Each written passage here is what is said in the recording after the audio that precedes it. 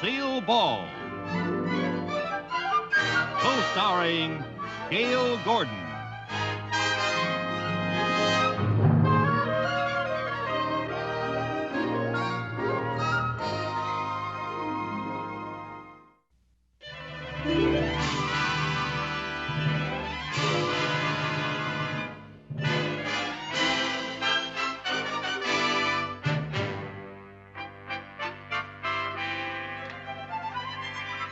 Good morning.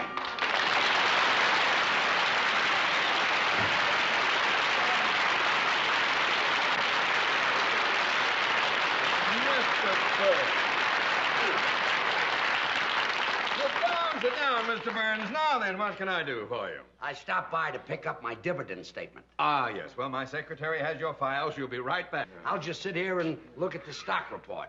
Oh, yes. I envy you, Mr. Burns. How's that? Well, being able to retire in the prime of your life, just sit back and to collect dividends. Well, that might be true about some people, but not about me. Huh? It kills me not to be doing an act. Well, why did you stop working? Well, I've always liked to work with women. I had a great act going with Carol Channing, and then she left me. She went into Hello, Dolly, and then I did an act with Dorothy Provine, and she went into television, and Connie Stevens went into pictures. Well, why don't you find some other girl to work with you? Mr. Mooney, comedians are not that easy to find. Got to find a girl with a kind of a pixie personality, eccentric, way out, a real kook. A girl like that is very, very hard to find. Here are the contracts, Mr. Mooney. Well, it's about time you got here. I've been trying to find Mr. Burns' file. Oh, George Burns. How do you do? Oh, you've been a favorite of mine for years. Oh, thank you. Oh, I used to watch you all the time on radio. You watched me on radio? I mean, I used to listen to you on television. You listened to me on television. Yeah, that was the year my picture tube went out. You should have gone back to watching me on radio. Oh, you say the funniest thing. Mrs. Carmichael! Yes, sir. I've been trying to find Mr. Burns' file. It is not under the B's. Oh, I must have put it under the X's. Why would you put the B file under the X's? Well, that poor little file never has anything in it. What here? Well, where is it? Well, no, I don't know. Wait a minute. I bet I know what I did. You see, Mr. Burns, I always have trouble remembering names, so I took a course in word association. Now, Burns reminds me of fire. So you filed it under the F's? No, fire reminds me of stove. So you put my file under the S's. No, stove reminds me of pot roast. It's your turn. You filed it under the P's? No, pot roast reminds me of noodles. Mrs. Carmichael, you're making me angry. She's making me hungry. And noodles reminds me of my mother. It's your turn. Noodles remind you of your mother? Yeah, she made the best noodles, and I'll bet that's where I put your file. Under noodles. No, under gravy. Mrs. Carmichael, I don't know what I'm going to do with you. I know what I'm going to do with her. Start a whole new career. Mrs. Carmichael. Yes, sir. Have you ever thought about going on the stage? Oh, my life. How would you like to do an act with me? Oh, Mr. Burns, you can't be serious. I know it. That's why I want to get back on the stage. Oh. What do you say? Oh, well, that's very nice of you, Mr. Burns, but I couldn't do that. I couldn't quit my job here. Why not? Because it wouldn't be fair to you, Mr. Mooney. You need me. Good help is hard to find. Well, I'd be delighted to start looking. Now, Mrs. Carmichael, this is a great opportunity for you to make a lot of money. Yes, I know it does sound like a wonderful opportunity. Yes. But... Oh, and you know, today, my horoscope said that my whole future was going to take a turn for the better. So did mine.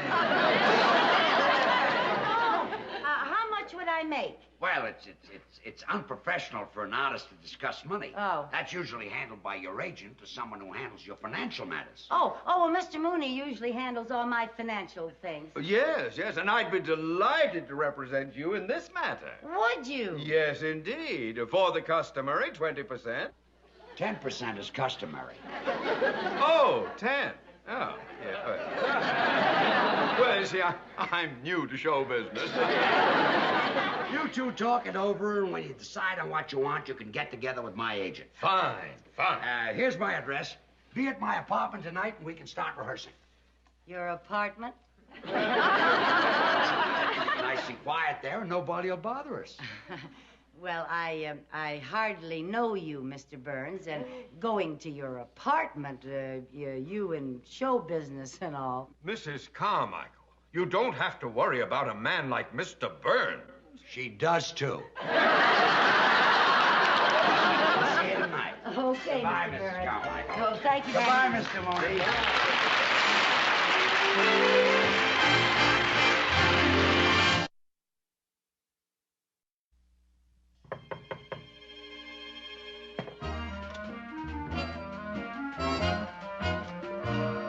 Good evening, Mr. Burns. Good evening. Come on in.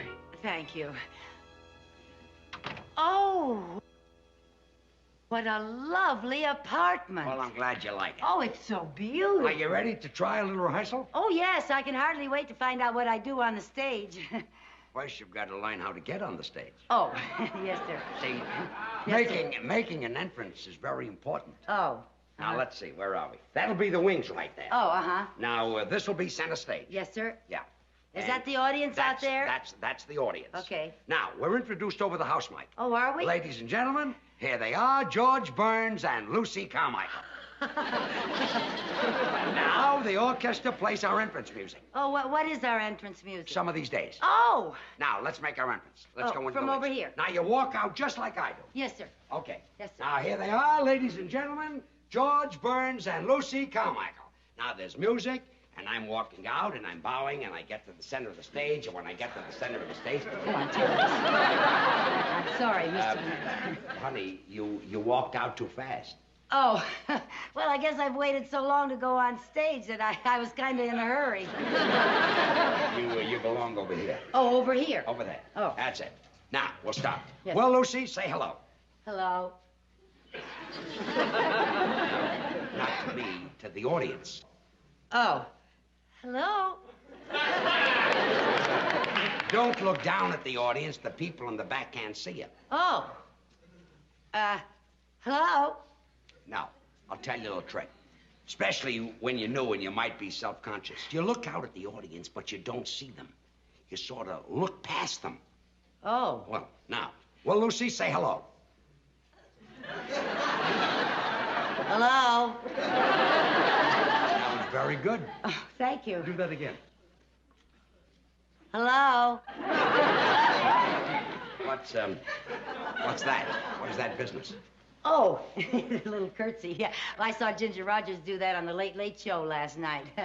Yeah, I saw her on the show. She's my favorite, my very favorite. Look, she's very good. Yeah, Fred Astaire was in the picture too. It was a wonderful picture.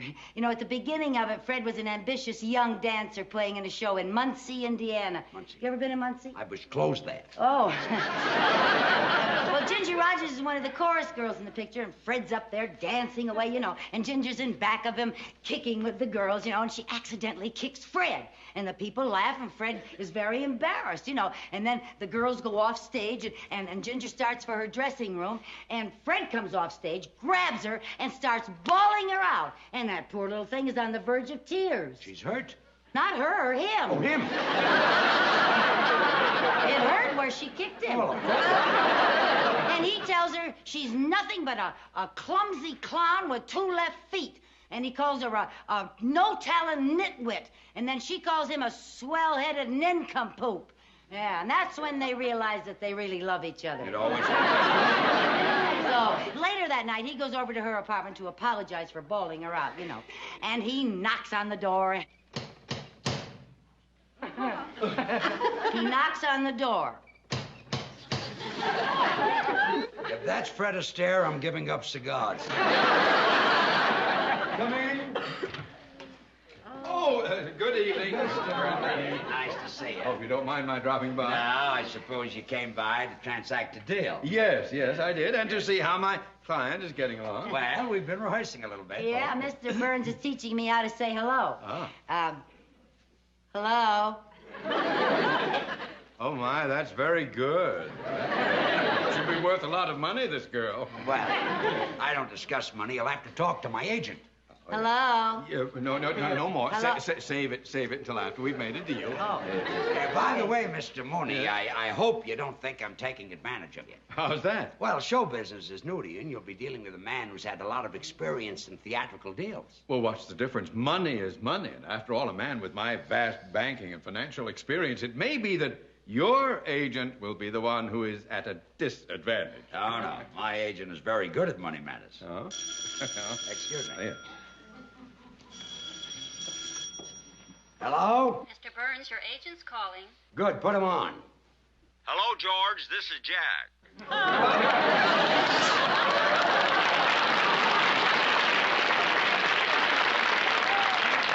Just in time. Mrs. Carmichael's agent is here right now.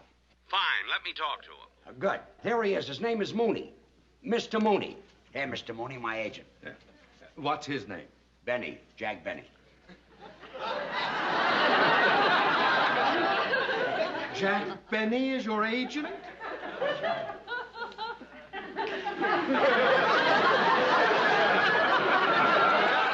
Now, ladies and gentlemen, George Burns and Lucy Carmichael.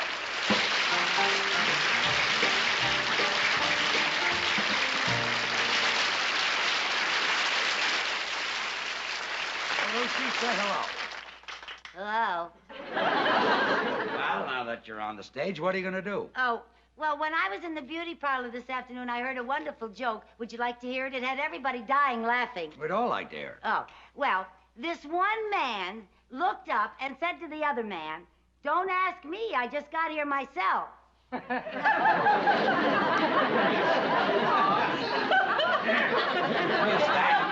Is that the joke? Well, there was some stuff ahead of it that I didn't hear. That's the line that they were dying laughing at. I wouldn't tell that if I were you. Too old? Oh, yes, it's been kicked. Oh. Let's talk about your brother. Oh, which brother do you want to talk about? The one that's married or the one that's in love? The tall one. Oh, yeah. Well, that's my brother Harry. He's with the FBI. Your brother's with the FBI? Yeah, they picked him up in Kansas City. So the FBI picked him up. Well, they had to. He couldn't pick himself up. Loaded again. Yeah. Poor Harry. Hasn't your family ever tried to do something about his drinking? Well, we sent him to a psychiatrist, and the psychiatrist worked and worked to get to the bottom of Harry's drinking. And finally, he found out Harry's problem. What was it? Harry likes to drink. Well, we all have our reasons.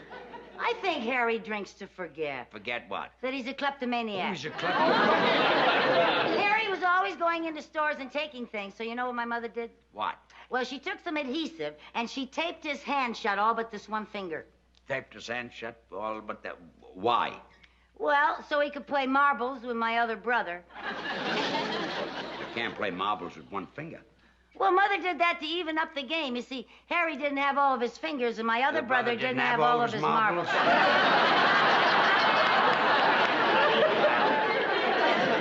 That made the game even. Yes, it did. But when your mother taped up Harry's hand so that he only had one finger, did this stop his shoplifting? Well, it helped. All he could steal were donuts. Harry likes donuts. That's right. It was the donut that broke Harry's back. Donut broke his back? Yeah. You see, he had a donut in his right-hand pocket, and he tried to get it out with his left hand. And broke his back? Yeah. Well, the next time he's got a donut in his right-hand pocket, tell him to try to take it out with his right hand. Well, that's kind of hard when you got your pants on backwards. He had his pants on backwards? Yeah. You see, Harry had a suit with two pair of pants, and he put one pair on frontwards and one pair on backwards. So that he could walk either way. That's when the truck hit him. What truck? The truck that didn't have its lights on. Well, why didn't the man in the truck have his lights on? Well, he didn't have to. It was daytime. Well, if it was daytime, didn't the man in the truck see your brother coming? He didn't know it was my brother. Oh, he saw two pair of pants coming toward him, and he drove right between them. Well, that's our music cue. In my case...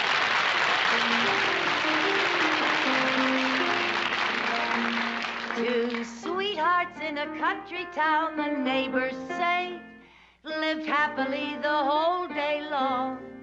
Until one day told him he must go away, she wondered then what could go wrong. He said, you know it's true, I love you best of all, and yet it's best that we should part. Just as he went away, he heard his sweetheart say, here's a pretty tempo, Lucy, play with it. Although it broke her heart.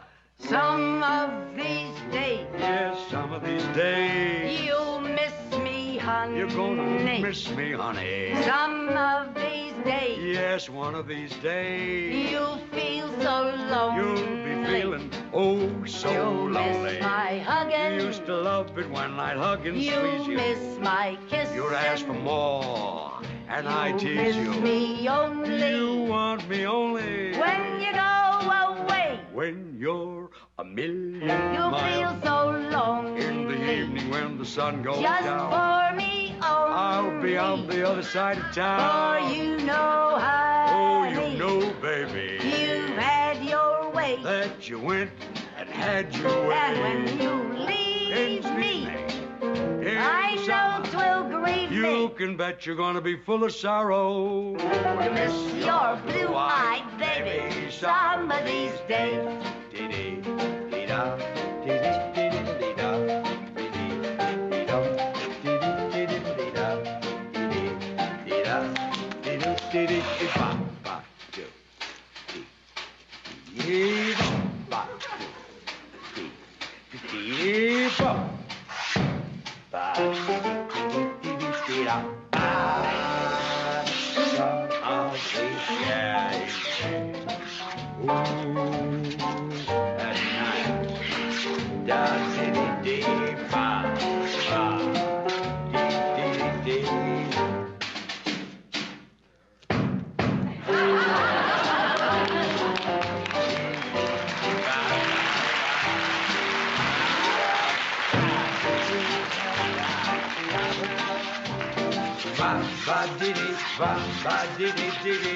Lonely, just for me only.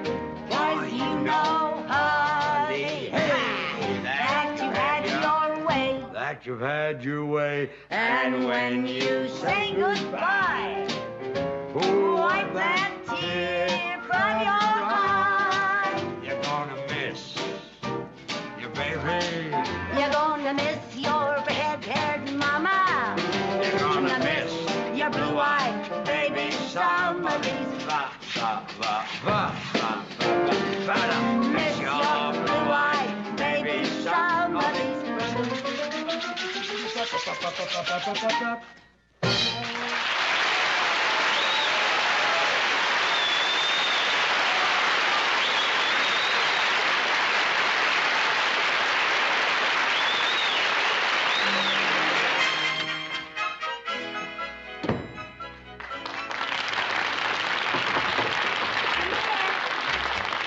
Lucy, you were just great. Thank you. Everybody out front is talking about it. Carmichael, I couldn't be more proud of you. Oh, Mr. Moody, that's the first time you ever kissed me. Well, banking and show business are different. You know, this girl is sensational, and the men from Las Vegas have offered $10,000 for the act. $10,000? They'll go as high as 15 if you won't sing. We'll take the 10. Did you hear that, Lucy? We're going to Vegas. Oh, that's just wonderful. You know, this is like what happened to Ginger Rogers in that picture last night. The producer saw her on the stage. She got an offer to go to Vegas, but she'd been with Fred so long that she didn't want to be... Oh, Mr. Burns, I can't go. Why not? Oh, because I can't leave Mr. Mooney.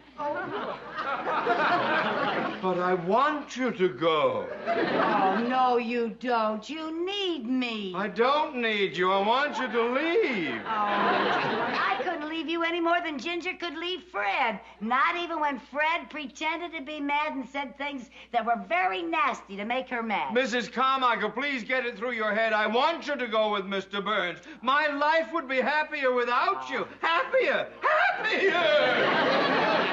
That's just what Fred said, because he didn't want to stand in her way. But Ginger knew that Fred needed her, just like you need me, Mr. Mooney. Now. I'm sorry, Mr. Byrne, but it just wouldn't work. I couldn't be funny out on the stage thinking about Mr. Mooney back in the bank trying to get along without me. Mr. Mooney, you must be a wonderful man. How do you inspire such loyalty? I don't know what I've done to deserve this. Well, I hope you're not mad at me, Mr. Burns. What for? This is the story of my life. But what about the engagement at Las Vegas? Well, now that I don't have a girl, I guess we'll have to pass up the $10,000. Oh, I'm just awfully sorry about it, but, you know, Mr. Burns, Mr. Mooney has... What are you doing? If you think I'm going to let $10,000 go down the drain, you are crazy. Some of these days...